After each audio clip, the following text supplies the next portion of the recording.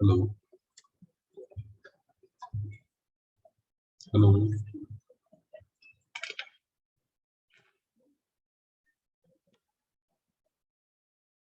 Hello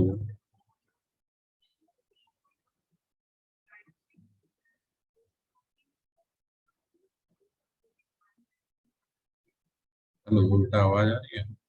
class class आवाज आ रही है मेरी। Hello. Yes, Yes, sir. sir. Good afternoon class.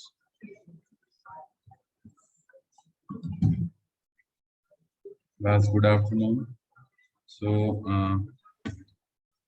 जो हम लोग की पिछली क्लास हुई है उसमें हम लोगों ने अभी फर्स्ट यूनिट का पूरा जितने भी टॉपिक थे ऑलमोस्ट सारे कवर हो गए हैं। न्यूमेरिकल्स उसमें बस डिस्कस होने हैं। ठीक है, तो आज मैं यूनिट 2 स्टार्ट कराऊंगा। ठीक है, एंड इन बिटवीन द जो भी आपका सेशन इन बिटवीन सेशन में या लास्ट में हम लोग कुछ न्यूमेरिकल में डिस्कस करेंगे। क्लियर है सभी को? मेरी वॉइस क्लियर आ रही है? कुछ टॉपिक कवर करेंगे और बाकी लास्ट में हम लोग कुछ क्वेश्चंस भी डिस्कस करेंगे न्यूमेरिकल वगैरह फर्स्ट यूनिट से रिगार्डिंग जो भी है। बाकी आज मैं सेकेंड यूनिट आपका स्टार्ट करा रहा हूँ। ठीक है, क्लियर है सभी को? Yes, sir. Okay, first unit में आपके सारे टॉपिक कवर हो गए। ठीक है ना?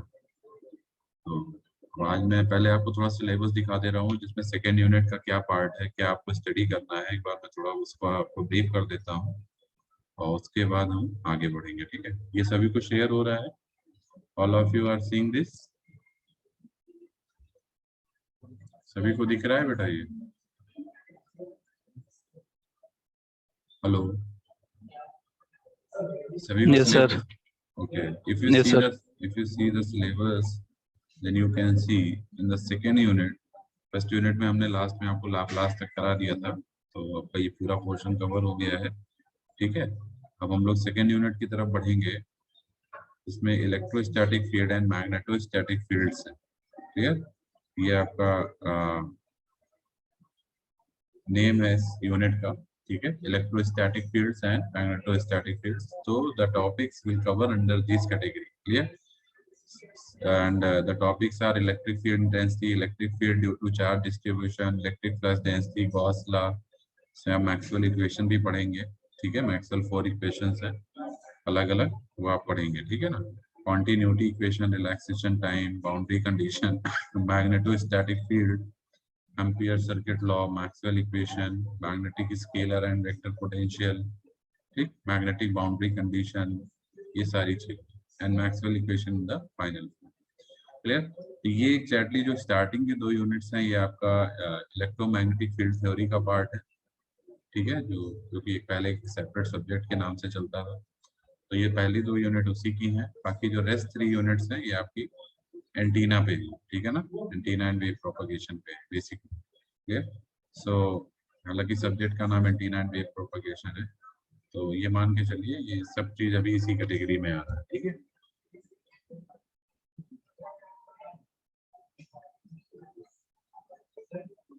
Are you getting my point? समझ में आ रहा है सभी? तो हम लोग स्टार्ट करेंगे इसमें। देखिए वैसे तो ये बहुत ब्रीफ में चीजें दी हुई हैं सेकेंड यूनिट में टॉपिक्स। सो इलेक्ट्रिक फील्ड आप सभी को पता होगा। Can anybody define what is electric field? इसमें एक बहुत ही एक आपका जो टॉपिक है बहुत ही रिनाउंड है, that is Coulomb's law. Can anybody explain what is Coulomb's law?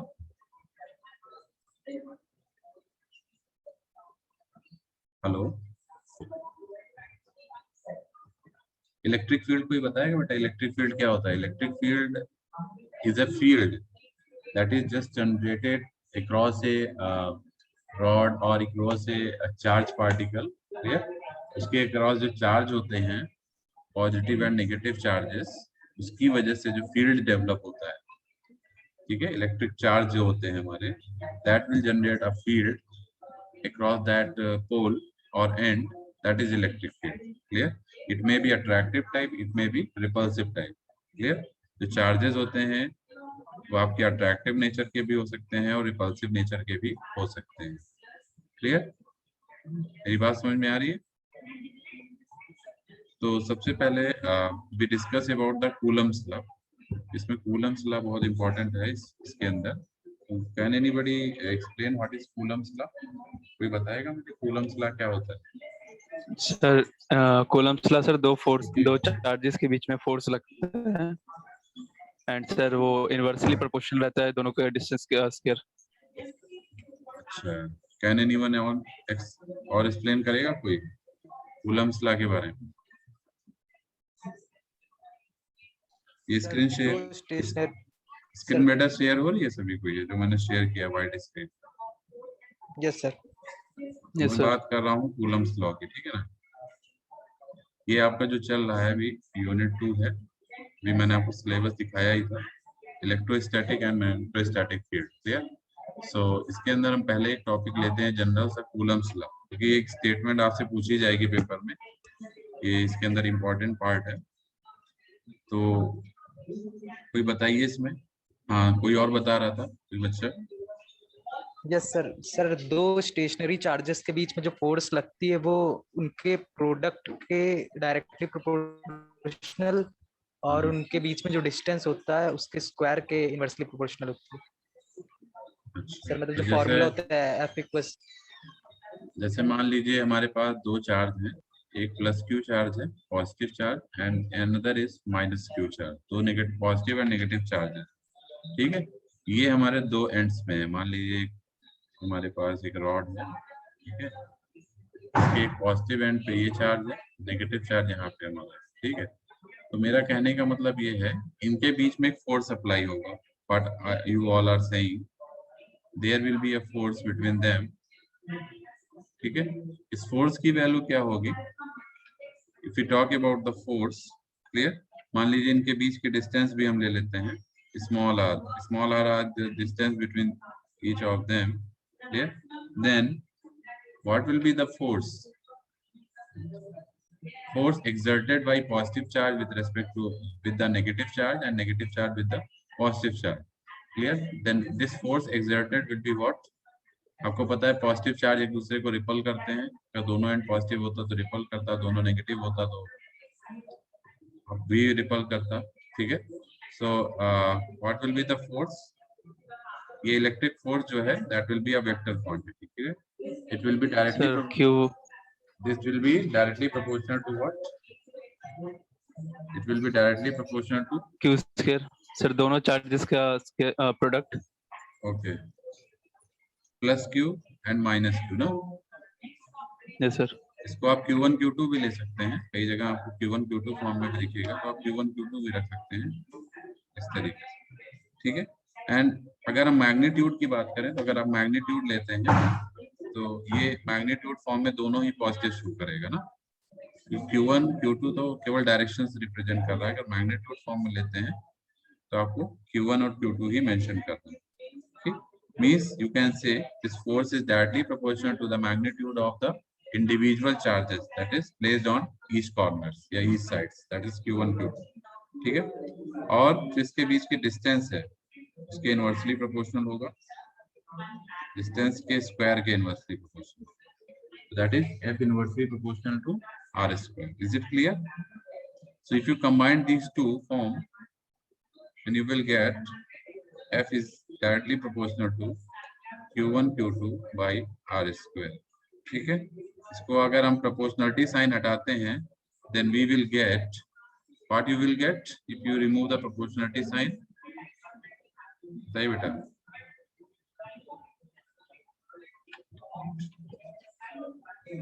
Hello sir 1/4 pi epsilon naught. एक मिनट just wait. Okay, हाँ क्या आएगा बेटा यहाँ पे? 1/4 सर कांस्टेंट आता है k.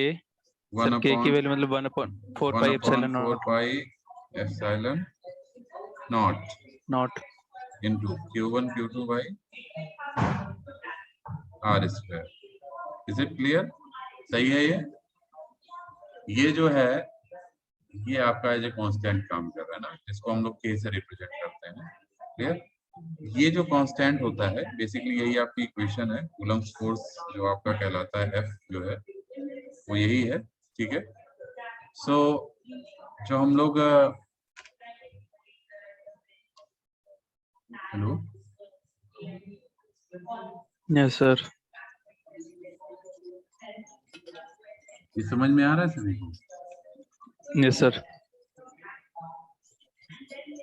ओके, सो इसमें देखिए व्हाट आई वाज टेलिंग कि जो हमारा ये कांस्टेंट है that is k 1/4 pi epsilon naught जिसकी वैल्यू है, इसकी मैथमेटिकल वैल्यू होती है 9 into 10 to the power 9. ये सभी को पता हो? 9. ठीक है, Yes sir. 9 to 10 to the power 9 into q1 q2 by r square. ठीक, क्लियर? इसकी यूनिट क्या होती है? फोर्स है, तो फोर्स की यूनिट आप लोग को पता है. फोर्स की यूनिट क्या होती है बेटा? Sir Newton. न्यूटन होती है. इसकी यूनिट आपकी न्यूटन हो जाएगी. ठीक, अब न्यूटन मीटर स्क्वायर पर कूलम स्क्वायर. हाँ, न्यूटन मीटर नहीं, तो वैसे ये न्यूटन आप लिखेंगे दैट इज करेक्ट. ठीक है, एफ की यूनिट जो न्यूटन में नहीं सर, मुझे लगा आप के की वैल्यू पूछ रहे हैं. अगर आप इंडिविजुअल वैल्यू इसका निकालते हैं न्यूटन में रिप्रेजेंट कर सकते हैं, या आप इसको अदर फॉर्म में भी रिप्रेजेंट कर सकते हैं. तो उसमें चार्ज की वैल्यू कूलम स्क्वायर हो जाएगा, हार की वैल्यू मीटर स्क्वायर हो जाएगा. और ये जो 1/4 पाई एप्सिलॉन नॉट है इसकी भी यूनिट होती है. इस जो कांस्टेंट है इसी की यूनिट बता रहे थे सर. हाँ, इसकी यूनिट जो होती है वो न्यूटन मीटर स्क्वायर पर कूलम स्क्वायर. ये सर क्योंकि ये कैसे आया है, जब आप इसको निकालेंगे तो आप इस सारी चीजों को इधर कर दीजिए, है ना. कहने का मतलब क्या है कि जैसे F into R square, R इधर ले जाएंगे तो आर स्क्वायर ऊपर चला जाएगा upon Q1 Q2 sorry Q1 Q2. ठीक है, इज इक्वल टू हो जाएगा आपका 1/4 पाई एप्सिलॉन. ठीक, तो कहने का मतलब ये जो पार्ट है ये इसकी यूनिट आप जो बता रहे हैं F की न्यूटन हो जाएगी, R की मीटर स्क्वायर हो जाएगी upon Q1 Q2 is the charge. इसकी यूनिट क्या हो जाएगी? Coulomb square. यही कह रहे थे ना आप? बताइए बेटा. ये सर ये आप जो बता रहे हैं वो इस कांस्टेंट की यूनिट दैट इज दिस. ठीक है, क्लियर? तो आई थिंक यहाँ तक समझ में आ गया सभी को. एप्सिलॉन नॉट को क्या कहते हैं? बेसिक टर्म है जो आपको पता होने चाहिए क्योंकि हर जगह यूज होगा ये. इसको बोलते हैं परमिटिविटी होती है. हाँ, परमिटिविटी होती है. This is your permittivity. ठीक है, दिस इज योर परमिटिविटी. इसको हम एप्सिलॉन नॉट से रिप्रेजेंट करते हैं. ठीक है, क्लियर? किसी को यहाँ तक कोई प्रॉब्लम? क्योंकि फोर्स हमारा एक वेक्टर क्वांटिटी है, तो वेक्टर में आप लोगों को पता है डायरेक्शन भी हम लोग रिप्रेजेंट करते हैं. ये सभी को पता है? पता है नहीं पता है बेटा? बताइए. Yes sir. क्योंकि अभी हमने इसमें देखिए वेक्टर है तो हमने इसमें डायरेक्शन भी रिप्रेजेंट किया है. तो डायरेक्शन मतलब इसमें अगर हम ये डायरेक्शन रिप्रेजेंट कर रहे हैं तो यहाँ पे हमारा एक यूनिट वेक्टर भी आना चाहिए. आना चाहिए नहीं आना चाहिए? There will be a unit vector that is AR. वो कैसे आएगा अभी हम इसका आपको डायग्राम बना के दिखाते हैं कि उसकी डायरेक्शन क्या होगी। क्लियर, ये सब चीजें अभी हम आपको दिखाते हैं। फिलहाल ये यूनिट वेक्टर जो होगा, ये ए आर कैप जो हमने यहाँ पे लिखा आपको दिख रहा होगा, ये एग्जैक्टली रिप्रेजेंट कर रहा है डायरेक्शन। ठीक है, तो जो इस रिजल्टेंट फोर्स लगेगा वो किस डायरेक्शन में लगेगा, वो ये डायरेक्शन। ठीक है ना, क्लियर। तो कूलम फोर्स में आप कुछ चीजें अगर लिखना चाहें तो लिख सकते हैं। हेलो, और कुछ पॉइंट आपको बता रहा हूँ, पहले ही बता दिया हूँ और फिर से बता देता हूँ। जो लाइक चार्जेस होते हैं वो रिपल करते हैं एक दूसरे को, और जो अनलाइक चार्जेस होते हैं वो अट्रैक्ट करते हैं। ये तो बहुत बेसिक चीजें हैं। ठीक है, तो इट मीन्स कि the force act between two charges basically known as electric force. अगर आपसे सिंपल वर्ड में पूछा जाए what is electric force, electric force आप कैसे डिफाइन करेंगे? The force between acting between two electric charges, that is called electric force. Are you getting my point? ठीक है, वो जो फोर्स है वो क्या कहलाता है? Coulomb's force. क्या कहलाता है? Coulomb force. ठीक है, so this electric force is attractive in case of unlike charges while repulsive in case of like charges. clear? तो ये आपको ध्यान रखना है। मतलब अगर सिमिलर चार्जेस होंगे, प्लस प्लस होंगे तो रिपल करेंगे, अपोजिट होंगे प्लस एंड माइनस तो रिपल करेंगे। ठीक है ना, clear? So the Coulomb law basically stated as follows. लिख लीजिए आप लोग, कूलम्स लॉ के बारे में लिख लीजिए, 2 पॉइंट हम लिख लीजिए।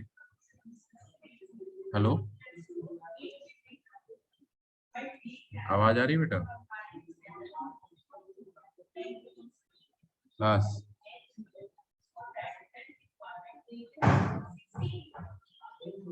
हेलो। Yes sir. मैं ये जो डेफिनेशन बोल रहा हूँ लिख लीजिए आप लोग। मैं बोलूं, स्टार्ट करूं बोलना? Yes sir. तो मैं डेफिनेशन बोल रहा हूँ तो नोट करिए इसको, 1 मिनट रुक जाइएगा जरा सा। तो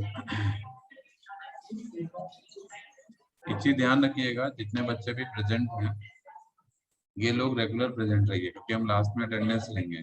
वहां पे जो हमें प्रेजेंट मिलेगा that will be called present, otherwise you will be absent. Clear, ये चीज ध्यान रखिएगा। जो बच्चे ज्वाइन करते हैं फिर गायब हो जाते हैं या जो भी इश्यूज हैं वो आप जानिए। हमको लास्ट में जब हम अटेंडेंस लेंगे हमको सब बच्चे प्रेजेंट मिलने चाहिए। ठीक है, बीच बीच में मैं ऑब्जर्व करता हूँ अटेंडेंस, ध्यान रखिएगा। ओके, सो स्टेटमेंट की मैं बात कर रहा था, तो पहला पॉइंट इसमें लिखिएगा स्टार्ट करके, this laws stated as Coulomb law, Coulomb's law stated as, पहला point, the force of attraction, the force of attraction or repulsion, force of attraction or repulsion between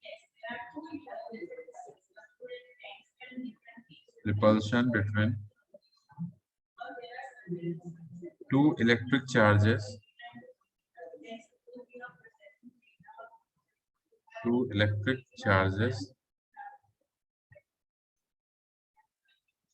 is directly proportional to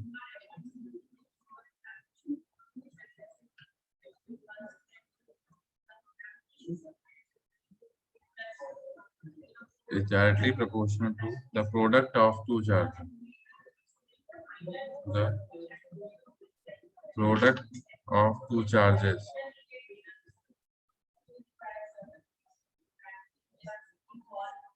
ठीक है, पहला point ये हो गया। Second point है the force of attraction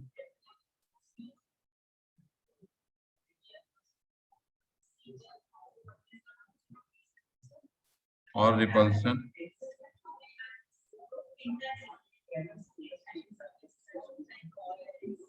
between two electric charges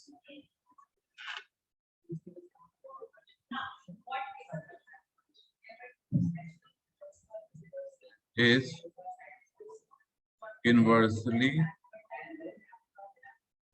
proportional to the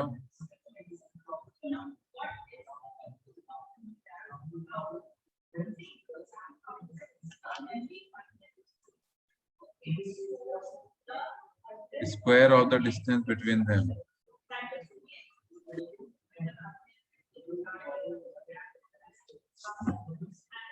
Square of the distance between, ठीक है।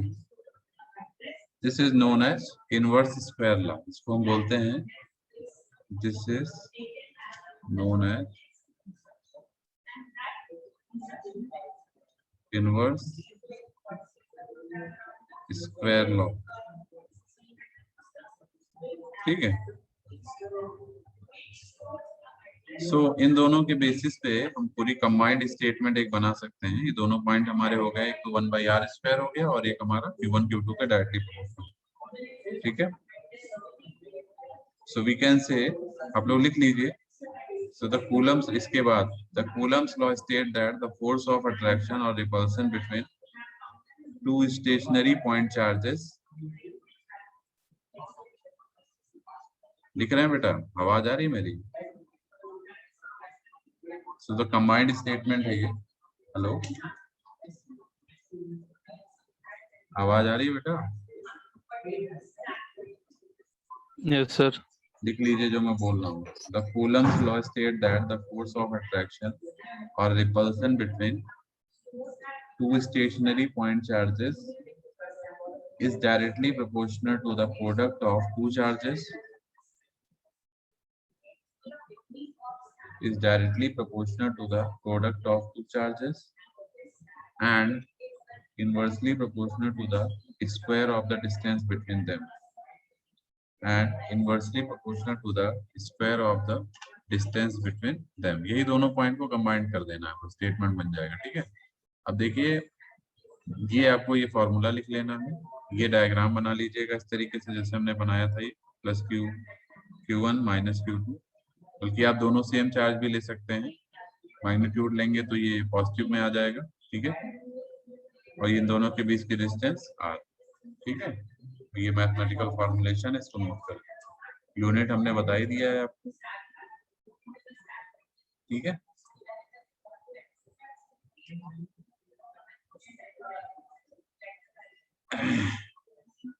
आगे बढ़े, बताइए बेटा, आगे बढ़े।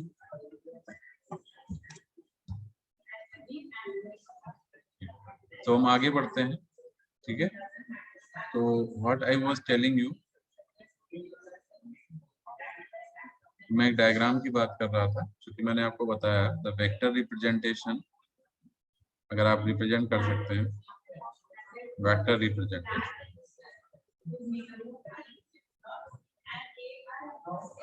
तो आपको पता है वेक्टर हमारा force is a vector quantity, so it will carry the direction as well 1/4 pi epsilon naught Q1 Q2 by what R², ठीक है। R12 भी हम बताएंगे क्या है, ये डायग्राम भी मैं बना दूंगा इनटू AR², ठीक। चलिए हम एक डायग्राम ले रहे हैं, देखिए मैं लेफ्ट में बना रहा हूँ डायग्राम, लेफ्ट कॉर्नर आपको दिख रहा होगा, ठीक। एक हमने, this is the point charge here and this is another point charge at some distance, clear? This is Q1 and this is Q2, ठीक है। So this is what, this is at first place, this is at second place, ठीक है। So इनके बीच का जो distance है, that is what direction, चूंकि हम उधर बना रहे हैं Q1 से Q2 की तरफ, इसलिए जो डिस्टेंस हम दिखा रहे हैं R12, मतलब 1 से 2 की तरफ, ठीक है। तो यहाँ जो यूनिट वेक्टर होगा that is AR² cross this direction, ठीक। और ये हमारा O पॉइंट हो गया,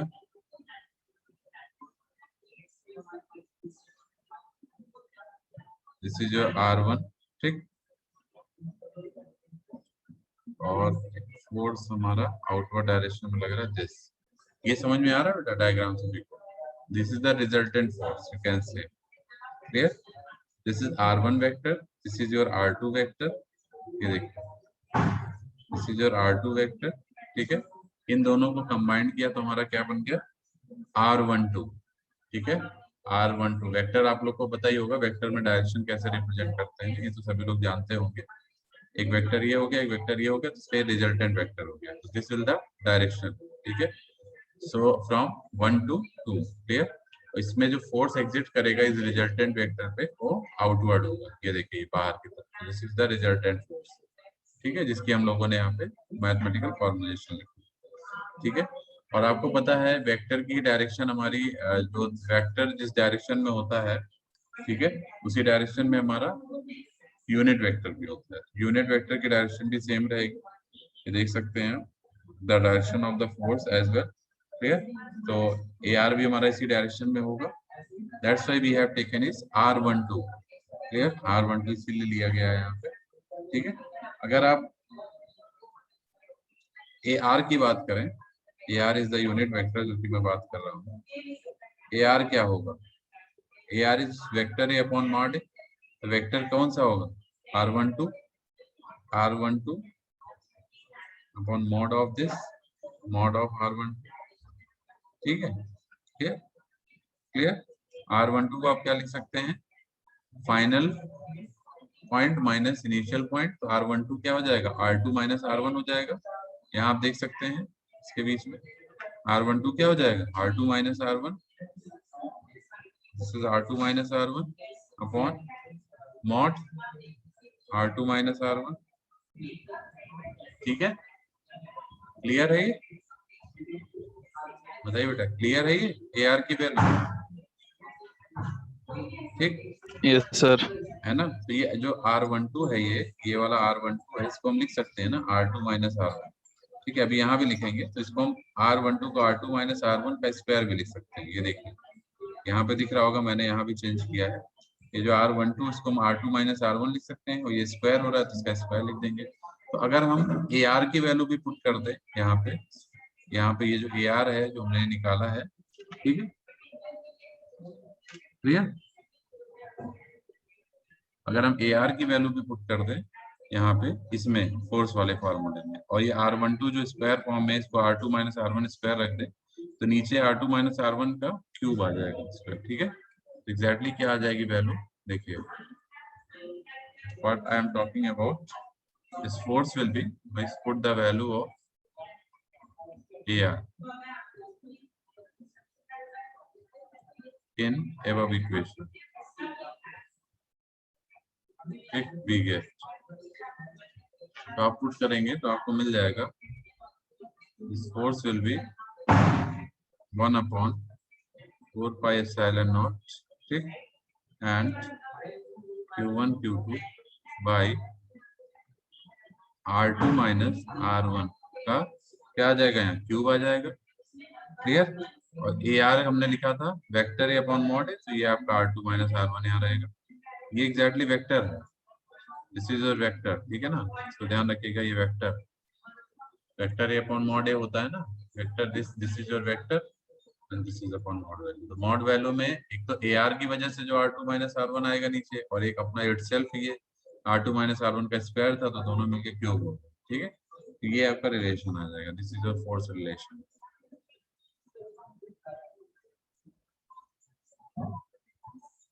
एनी डाउट टू एनीवन, इसमें किसी को कोई डाउट है, बताइए, relation for that diagram. No sir. Okay, तो इसमें एक लाइन नीचे लिख लीजिएगा, the unit vector A R is in the direction of line joining the two charges, clear. So the unit vector, इसकी डायरेक्शन के बारे में बता रहा है जो मैं आपको भी ऑलरेडी बता चुका हूँ, यूनिट वेक्टर ए आर है is in the direction of line joining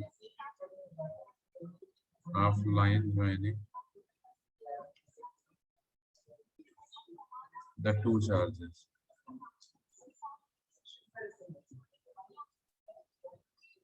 ठीक है।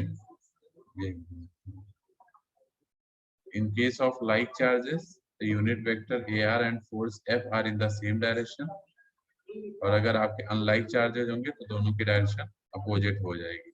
कहने का मतलब अगर लाइक चार्जेस है, दोनों सेम चार्ज है, ठीक है, तो जो एफ और ए आर होगा वो क्या होगा, सेम डायरेक्शन में होगा, ठीक है, फोर्स की डायरेक्शन भी और यूनिट वेक्टर की डायरेक्शन भी, ठीक है। मैं डायग्राम फॉर्म में बता देता हूँ। जैसे मान लीजिए दो पॉइंट चार्जेस है, एक हमारा प्लस Q1 है और एक हमारा minus Q2, sorry plus Q2, ठीक है। अगर ये दोनों हमारे, आपको दिख रहा होगा,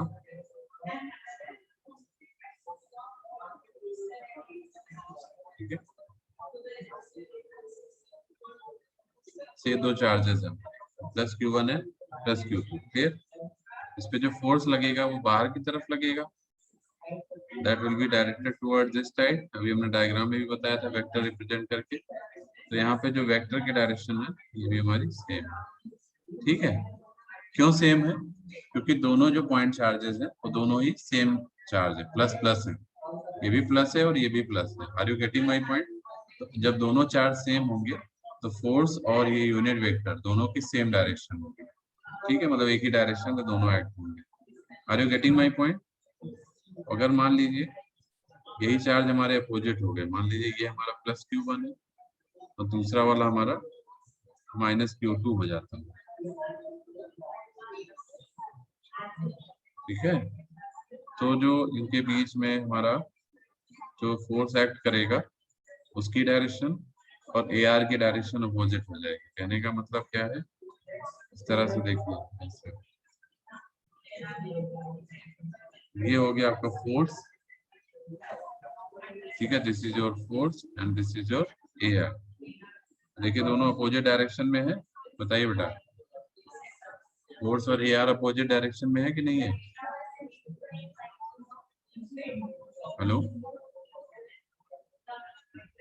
यस सर। ठीक है, ये आपको पॉइंट ध्यान रखना है, इंपॉर्टेंट पॉइंट है।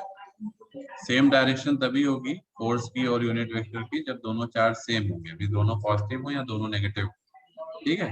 अगर दोनों अलग अलग हुए, भी से एक प्लस हुआ एक माइनस हुआ, तो फोर्स और यूनिट वेक्टर दोनों की डायरेक्शन अपोजिट होगी, ये ध्यान रखिए। सर अगर हम पहला केस देखें जिसमें सर दोनों चार्जेस सेम है, प्लस है, हाँ, तो जो पहला, तो सर हाँ Q1 पे हाँ, तो फोर्स सर एयर के तो ऑपोजिट लग रहा है क्या लग रहा है? नहीं, ये जो सर, जो Q1 पे ये फोर्स नहीं नहीं लगेगा। नहीं नहीं, ये जो रिजल्टेंट फोर्स है, this is your resultant force, this is not in sir this resultant direction. Force तो तब डिसाइड करेंगे ना जब हमारे पास उसका मैग्नीट्यूड प्रोवाइड होगा कि Q2 बड़ा बिल्कुल, है या Q2 हाँ छोटा है। हाँ हाँ, बिल्कुल।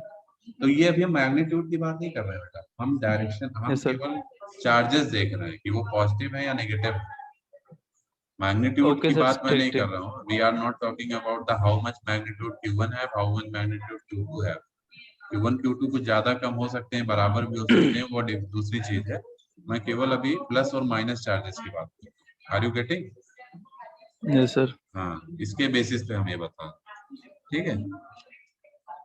मेरे आई थिंक तुम्हारे क्वेश्चन का आंसर तुमको मिल गया होगा, है ना? यस सर, मिल गया। हाँ, अब मान लीजिए अगर ऐसा भी तो हो सकता है कि हमारे पास अभी तो हम दो ही चार्ज लेके चल रहे हैं, हमारे पास n चार्जेस भी तो हो सकते हैं, हो सकते हैं, नहीं हो सकते हैं? नंबर ऑफ चार्जेस हमारे n हो सकते हैं ना, अगर मान लीजिए एक दो से ज्यादा चार्जेस, ठीक। Yes sir.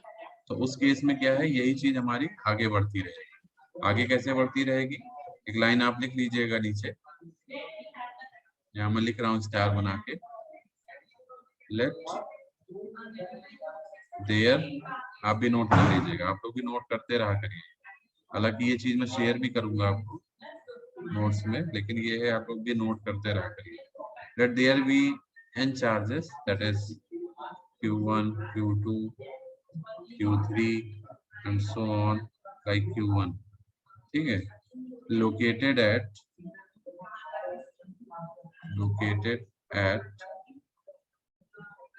points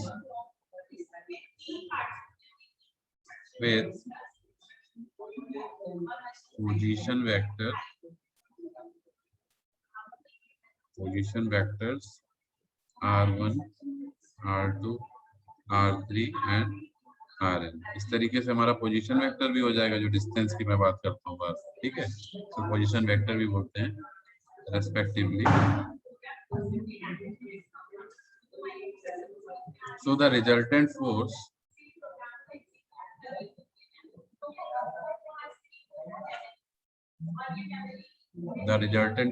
F on a charge Q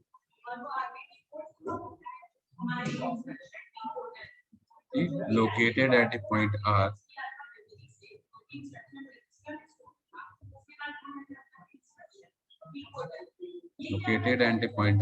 is, ठीक है, क्या हो जाएगा, मतलब अगर हम फोर्स की वैल्यू निकालते हैं, एक चार्ज हमारा Q है, एक जनरलाइज चार्ज है जो कि लोकेटेड एट पॉइंट R है, ठीक है, तो क्या हो जाएगा अगर हम जनरलाइज फॉर्म में इसको लिखेंगे, बताइए, वो विल टेल कि R1 R2 R3 up to Rn और Q1 Q2 Q3 up to Qn की वजह से हमारे जो रिजल्टेंट फोर्स आएगा वो क्या होगा, F is equal to 1 upon, मैं इंडिविजुअली लिख देता हूँ, 1/4 पाई एप्सिलॉन नॉट, ठीक है, पहले हम एक हमारा मान लेते हैं, एक चार्ज हमारा Q है, ठीक है, और उससे हमारी जो डिस्टेंस है उससे हम देखें तो मीन्स हमारा जो हो जाएगा Q1 R minus R1 upon R minus R1 का होल क्यूब, ठीक है, plus 1/4 pi epsilon naught Q2 R minus R2 upon R minus R2 का whole cube, plus so on, N कहाँ तक जाएगा, n तक जाएगा, कहाँ तक जाएगा, कि हमने n नंबर ऑफ चार्जेस लिए हैं, तो Qn R minus Rn upon R minus Rn का होल क्यूब, ठीक है, समझ में आ रहा है ये, इसको आप जनरलाइज फॉर्म में अगर सिंपल एक समेशन लगा के लिखेंगे, इसको हम इस तरह भी लिख सकते हैं,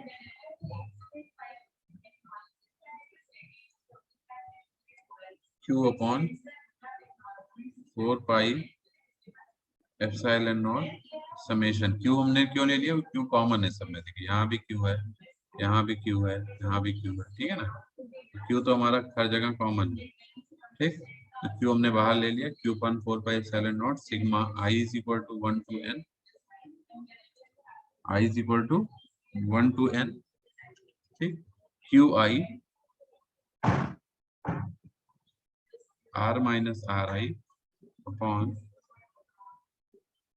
R माइनस RI का होल क्यूब, ठीक है, इस तरह लिख सकते हैं इसको, बताइए, अब I अगर आप इसको ब्रेक करेंगे तो I की वैल्यू 1 रख देंगे तो Q1 हो जाएगा, तो Q1 R माइनस R1 पहला टर्म आ जाएगा, I की वैल्यू 2 रख देंगे तो Q2 आ जाएगा, Q आपका कॉमन ही है, ठीक है, फिर इस तरह से n तक आप जा सकते हैं, लिख सकते हैं कि नहीं इस तरह से, बताइए,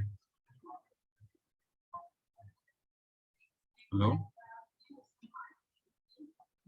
इस तरह लिख सकते हैं समेशन फॉर्म में, हेलो, आवाज आ रही है बेटा, yes sir.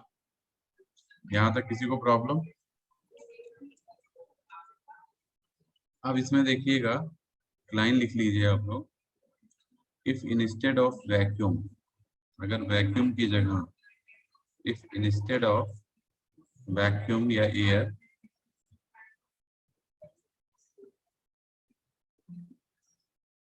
Instead of vacuum और एयर,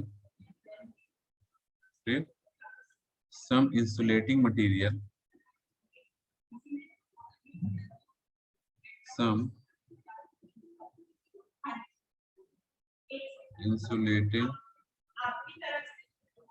material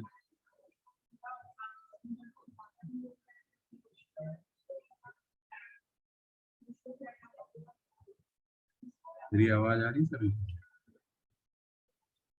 हेलो, हेलो, आ रही सर आवाज। ठीक है बेटा, बीच बीच में बोल दिया करिए जिससे मुझे पता चले आपको मैं ऑडिबल हूँ कि नहीं हूँ। ठीक है, इंसुलेटिंग ओके सर। मटेरियल। बाकी और बच्चे जो हैं वो लोग, उन लोग को समझ में आ रहा है? Other students, yes sir. आप लोग को समझ में आ रहा है बेटा? Yes sir. ठीक है, तो ये हम इसीलिए नोट्स जो है आप लोग के लिए ये लिख देते हैं कि अगर आप लिखना चाहें इसको लिख भी लीजिएगा, ठीक है ना। तो क्योंकि इम्पोर्टेंट चीजें हैं ये, अगर आप लिखेंगे। वैसे तो मैं ये चीज शेयर भी करूंगा, ये जो नोट्स हैं अभी पिछले लेक्चर का अभी मैंने आज वो भी शेयर कर दूंगा, ठीक है। तो ये सारी चीजें जो भी मैं आपको ये व्हाइट बोर्ड पर लिख रहा हूँ सब शेयर कर दूंगा एज ए PDF, ठीक है, जिससे आपको पढ़ने में आसानी हो जाएगी। अगर कहीं आपका कोई चीज स्किप हो जा रहा है, आप नहीं नोट कर पाते हैं, तो ये चीज आपके लिए कोई दिक्कत नहीं है, ठीक है। सो अगर हम मान लीजिए if instead of vacuum, vacuum हम लोग अगर यूज कर रहे थे अभी तक, तो अगर या एयर यूज कर रहे हैं तभी